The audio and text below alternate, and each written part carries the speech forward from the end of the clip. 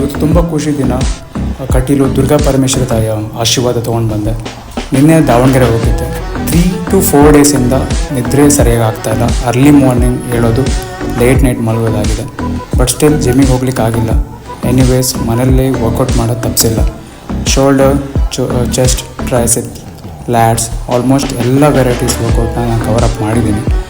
And ಸ್ವಲ್ಪ challenge ಇಲ್ಲಿ ಇವತ್ತು ನಾನು biceps, triceps, shoulder workout cover ಮಾಡಿದ್ದು. ಆ್ಯಂಡ್ ಬೈಸೆಪ್ ಸೈಜ್ ನೋಡಿ ಖುಷಿ ಆಯಿತು.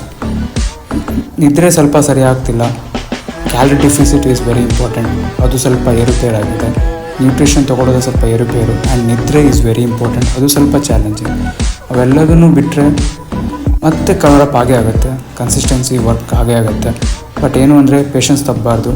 ಎಲ್ಲೋ ಒಂಚೂರು ಆಚೆ ಆಯಿತು, ವರ್ಕೌಟ್ ಮಾಡಲಿಕ್ಕೆ ಆಗಿಲ್ಲ ಅಂತ ಹೇಳ್ಬಿಟ್ಟು ನಾವು ನಮ್ಮ ಕನ್ಸಿಸ್ಟೆನ್ಸಿ ಗೋಲ್ನ ಏನಿದೆ ಅದು ಮರೆಯೋಕ್ಕೆ ಹೋಗಬಾರ್ದು. ಎಷ್ಟಾಗುತ್ತೋ ಅಷ್ಟು ಪುಷ್ ಮಾಡಿ ಕವರ್ ಮಾಡಿದರೆ 100% ರೀಚ್ ಆಗುತ್ತೆ.